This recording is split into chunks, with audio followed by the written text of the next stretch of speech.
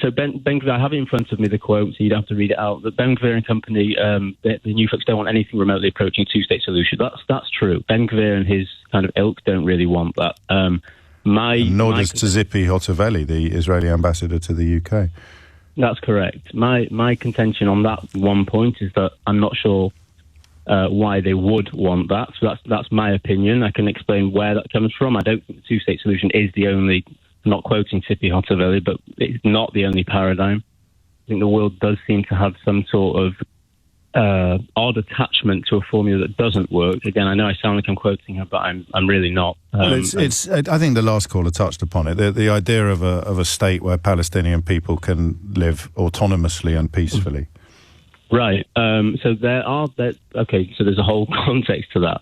I'm not sure. From my point of view, Gaza is not a state. Okay, it's not big enough to be a state, and it never will be. The truth is, the reality on the ground is that Gaza will never be part of a state. And so I believe that we have to start thinking fresh.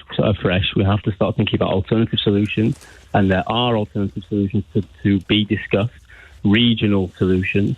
One that does include Egypt, one that does include Jordan, one that does include surrounding Arab nations, one of the many Arab nations. But you'd need a ceasefire for that to happen. Well, the ceasefire is not coming anytime soon, and nor should there be. I don't know why there would be at the moment. Well, then I come to the second bit of Biden's quote, which is they don't want any solution with the Palestinians. They just want to punish all the Palestinians. Well, that's basically that's on the assumption that the overall war goal is to punish. Where's that come from? Where's the evidence for that? Well, the death toll. Death toll. That's not evidence of an overall military aim to punish. I mean, you can argue that maybe it does feel that way. It is. I think. No, it's not stated. It's not stated neither privately nor publicly. It's not stated. Okay, so well, let's take the words and then let's take the actions and the numbers. So they just want to punish all the Palestinians. Where's your proof of that? You say reasonably. To which I respond by saying, well, look at all the people who've been punished. Are you talking about the death toll? And we should probably include all the injuries and displacements as well, shouldn't we? Great. So no, we'll raise it from 20,000 to 1.7 million. People have currently been punished. Yeah. Okay. So people. But you want to argue that that's not the intention of the Israeli government. So I'm interested in how 1.7 million people being punished doesn't prove a desire to punish 1.7 million people. In the cold language of war, that is considered, whether people like it or not, that is considered what's called collateral damage. Not by me. It's not. By me, it's considered punishment. Well, in diplomatic language, and no, it's not considered punishment. Let's talk about the diplomatic language used by the President of the United States of America. So someone who knows something about diplomatic language, and he used the word punish. Right, and he's wrong. There is no which is entirely your opinion, and now you ask for the evidence, and we say, well, here's 1.7 million people who have been punished. What word do you prefer? Because I think collateral damage is a euphemism for punishment. I prefer to use the word victims of Hamas. Okay, right. I don't. This is not me trying to say I've got no issue with any Palestinians being displaced or being killed. But that's magnificent, isn't it? As a kind of camouflage, because you can kill every single person in Palestine and claim that they were all victims of Hamas. Well, of course you can, but that's not happening, is it? Well, that's the direction of traffic. Okay, let's say you can punish every single person in Palestine. The Israeli army can punish every single person in Palestine and claim that they were all the victims of Hamas. I mean, in fact, I'm not even putting words in your mouth. You've already said that. I would urge you, James, I'm not saying this on an argumentative point of view. I'm saying I would urge you sometimes to select your words more carefully. No killing is being done of all Palestinians. The evidence. We're talking about punish now. Remember the diplomatic language. But I'm just going back to what you said a second ago. You did use the word killing. Yes, because if you carry on in the current direction of traffic, your position that what has happened to Palestinian civilians, it makes them victims of Hamas, would also apply in the case of every single person in Gaza being killed by the Israeli army. They'd all be victims of Hamas. But the mathematical trajectory is not that. It's been how many days has it been? 50-something days? Which is why I'm taking it back to punish. 1.7 million people have been punished. What word do you prefer?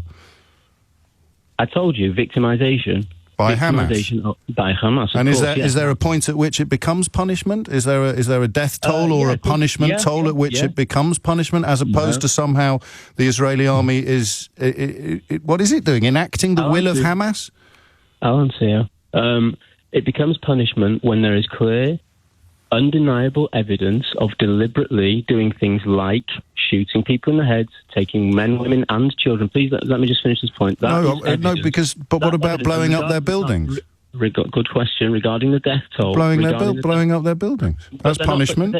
But they don't become. But they're not buildings when they're used for launch pads, are they? They're no longer just buildings. I know you might think that's just an Israeli narrative. No, I don't. I'm sure some buildings have been used as launch pads, but the justification then becomes that you've blown up all of them. Enough to kill between 17 and 23,000 people. Yes. It's not some buildings, James. And 1.7 million people displaced.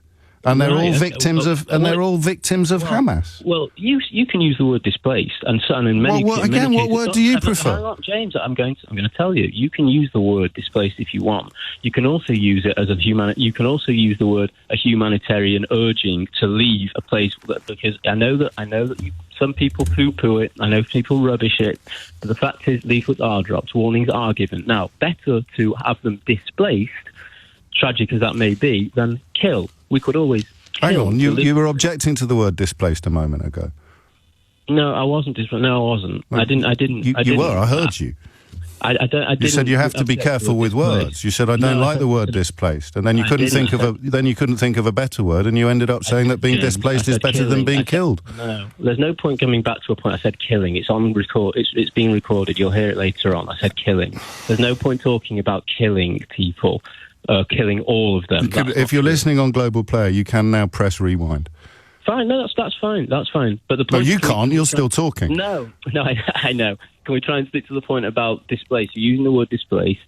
Okay, I'm saying it's better. Would you agree that it's better to be displaced in a war zone than it is to be simply blown to smithereens? Can we agree on that point? That's a completely bogus direction and diversion. Because being displaced is still a punishment. But it's not okay. But so you can't win then, can you? You can't. No, win. you can't. No, but you should have realised that before you rang in. Well, I always did. But I'm still up for a good conversation. 1.7 million people have been punished. That's the point on which we can depart in agreement. No, James, they haven't been punished. They are part of a war zone. I see. So displacement's not a punishment. It's just better than being killed. Okay, so what's your alternative? I'm not here to provide an alternative. No, you are. Well, I am actually. The alternative is the alternative is a humanitarian ceasefire, as requested by 150 members of the United Nations General Assembly and opposed by 10 countries. Go well.